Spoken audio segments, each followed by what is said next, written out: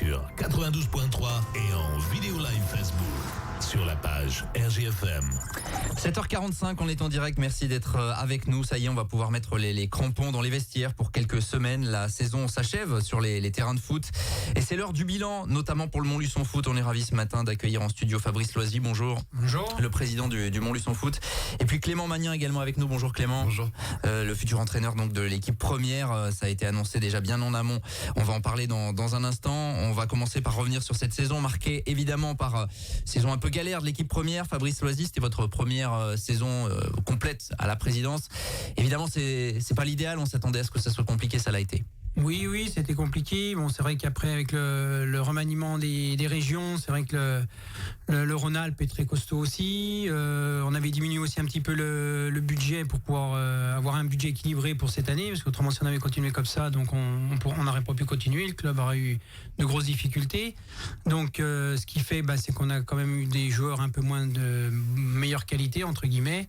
Mais bon, voilà, c'est comme ça. C'est un peu le résultat en gros de toutes les nationales 3 en sorte entre guillemets de la région, enfin de l'Aïe quoi. De toute façon c'est. Ouais, on se rend compte que c'est compliqué pour le département de l'Aïe. Voilà. Nos confrères de la montagne ont fait il y a un papier il y a quelques temps. C'est vrai que toutes les équipes qui évoluaient en niveau national en foot, que ce soit chez les hommes ou chez les filles, sont descendues. Année galère véritablement. 2 victoires, 4 nuls, 20 défaites. Ça a été un long chemin de croix vraiment. On a bien compris que le maintien serait compliqué à acquérir. Oui, disons qu'après, quand on accumule beaucoup de défaites par rapport au groupe des joueurs, c'est pas évident parce que on se prend un but, on baisse tout de suite la tête et c'est compréhensible aussi. Donc après, faut rebondir. Il y a la nouvelle saison qui arrive, on descend d'un niveau. Après, c'est reconstruire quelque chose bien de plus local. Et ramener un petit peu de points un peu plus forts de l'extérieur. Voilà, c'est un peu le but de cette année.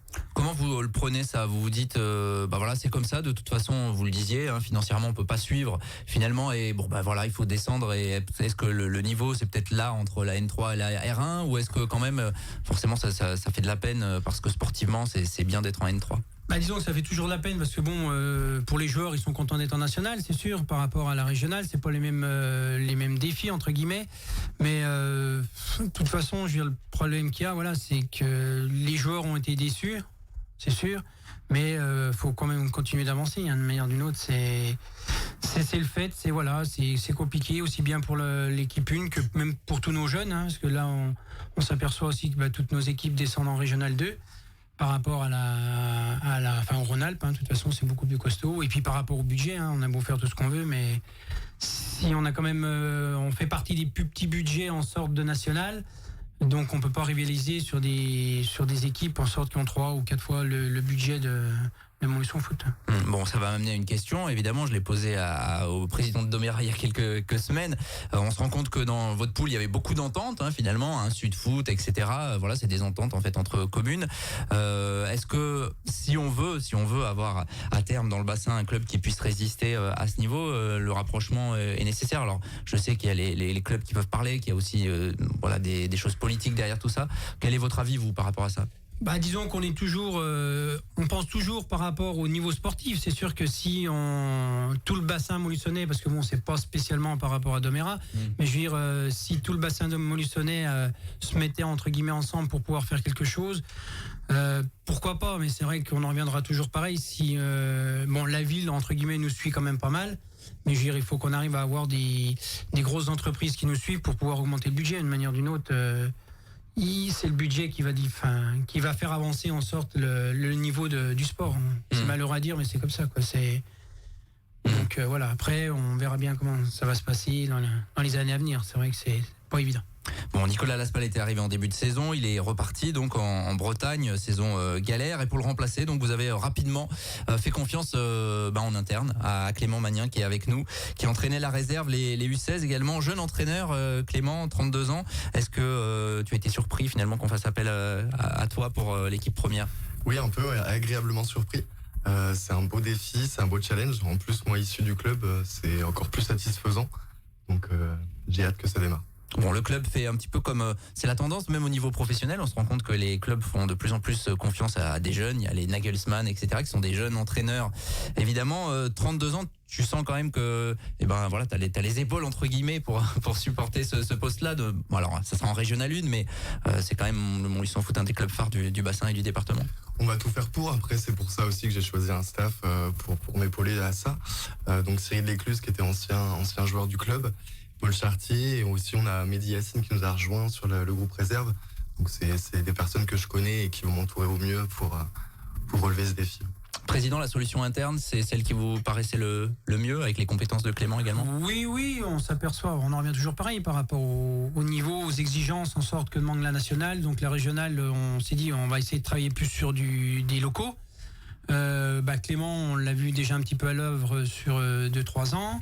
On voit en sorte qu'il s'investit beaucoup, qu'il était responsable en sorte de tout ce qui était équipe jeune, donc il a fait beaucoup de réunions. On voit qu'il a une bonne approche en sorte vis-à-vis des autres éducateurs. Donc on s'est dit, il faut lui donner sa chance aussi. Hein. Et je pense que c'est ce qu'il a dit, c'est un bon défi. Et le tout maintenant, c'est qu'il soit bien entouré et puis qu'on fasse avancer le club. Ouais, c'était ça, le fait de s'entourer, tu le disais, sur le staff, avec des garçons qui connaissent ce niveau-là. Oui, c'est ça, avec un peu plus d'expérience. Après, sur la gestion de groupe, je suis pas forcément inquiet, on va dire. Mais il fallait un peu d'expérience pour m'épauler au mieux pour cette mission. Ce groupe, il va évoluer forcément. Il y a, j'imagine, des départs. Comment tu vas calibrer un petit peu ton effectif pour la saison prochaine? On est en plein dedans, on est dans le recrutement. Donc il y a 10-12 joueurs qui va rester. Donc on garde une bonne ossature. On a le droit à 6 mutations, donc plus 6 joueurs. Donc là, on a la recherche justement de plus-value à des postes bien précis. On fait des tests matchs. On va faire le 3e vendredi soir pour justement essayer des joueurs à ce niveau-là. Donc voilà un petit peu les grandes lignes sur le recrutement. Président, il y a des objectifs qui sont assignés, ou là, comme on retombe en Régional 1, vous n'avez pas encore... Non, disons que nous, on a présenté déjà au moins tous nos anciens du club qui étaient en national, donc on voudrait jouer en gros le haut de tableau. Parce que l'année prochaine, l'année qui va venir, ça va être une année encore compliquée, puisqu'en sorte qu'il y a énormément de descentes. Je crois que c'est 5 descentes dans chaque poule régionale. Donc il va falloir vraiment se donner à fond dès le départ et voilà. Essayer de jouer le plus haut tableau pour être tranquille, pour pouvoir faire une belle ossature, pour pouvoir pérenniser sur plusieurs années. Ouais, on se met pas bille en tête, martel en tête en se disant on va viser la montée, qui sera en plus compliquée parce qu'il y a une refonte des championnats, il y aura peu d'élus finalement. Oui, nous l'objectif c'est jouer le haut de tableau, voilà, c'est restructurer un petit peu une équipe qui soit plus locale et puis qu'on puisse avancer. Après, on leur a pas dit qu'on voulait impérativement monter. Le but, si on monte, mais voilà, c'est jouer le haut de tableau pour que retrouver aussi du plaisir de gagner. C'est surtout ça. Pour le niveau mentalement, c'est très important pour les joueurs. Clément, tu comptes t'appuyer sur les forces vives du cru, s'il y en a? C'est ça, donc là justement sur ces tests matchs, on a convié pas mal de joueurs, on a quasiment vu 30 joueurs du bassin et hors bassin. Donc oui, là pour le moment on va dire qu'on a avancé sur quelques joueurs du bassin, ouais. Donc c'est une bonne chose, ça peut aussi peut-être faire revenir les gens dans le stade. Donc c'est aussi ce qui va compter l'an prochain, c'est de recréer une série dynamique positive, parce que là je pense que l'équipe est un petit peu malade après cette saison-là, donc on va repartir sur des fondamentaux. Il va falloir laver les têtes, c'est ça? Ouais, parce que forcément, une saison à 20 défaites, forcément ça marche. Est-ce que c'est pas ça aussi, Fabrice Loisier? Est-ce que les supporters, est-ce que le club d'une manière générale sera pas encore plus attaché, même si c'est un niveau moindre, mais avec des joueurs du cru, avec des joueurs qui aiment profondément le maillot, qui se donnent à fond, c'est ça? Oui, c'est ce qu'on recherche aussi. C'est vrai que ça fait 2 ans, 1 an et demi en sorte que j'ai repris la présidence. On s'aperçoit que c'est les plus beaux matchs en sorte, ça a été les matchs locaux. Vous voyez, comme quand on a fait contre Doméra, on a fait pratiquement les tribunes pleines, donc ça fait plaisir. Donc je dis pas qu'on va faire les tribunes pleines, mais c'est surtout retrouver en sorte que les gens, en sorte les spectateurs retrouvent du plaisir pour pouvoir venir au stade. C'est surtout ça. Donc avec les locaux, c'est sûr que c'est beaucoup plus avantageux que des personnes qui ne connaissent pas. Le reste du club vit bien, les équipes de jeunes notamment. Il y a plein de tournois là qui s'enchaînent en ce moment. Oui, après, que ça soit dans les seniors ou dans les jeunes, on n'aime pas descendre, c'est sûr.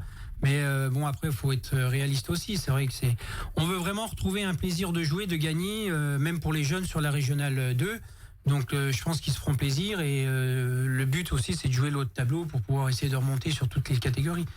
Mais voilà, c'est on a essayé de refaire en sorte tout ce qui était éducateur, qui s'accordine bien ensemble. On aura quand même des bons éducateurs sur certains niveaux. Donc c'est un plus en sort pour le club, même que ça descend, on voit que ça bouge et que ça vit et on est là pour ça. Donc voilà.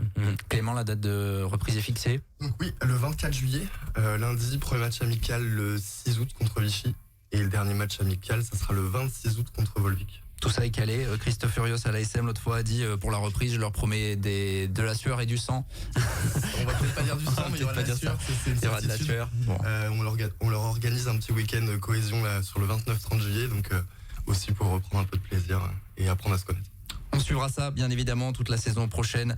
On tourne la page finalement et on s'oriente vers une autre page du Montluçon Foot la saison prochaine. Merci Fabrice Loisy, merci Clément Magnin. Merci. À bientôt à ce micro et bonne fin de saison là aux jeunes qui seront engagés sur les tournois encore le week-end prochain. 7h56 sur RJFM. On est en direct et on revient dans quelques minutes. 7h45, l'invité du jour. En direct sur 92.3 et en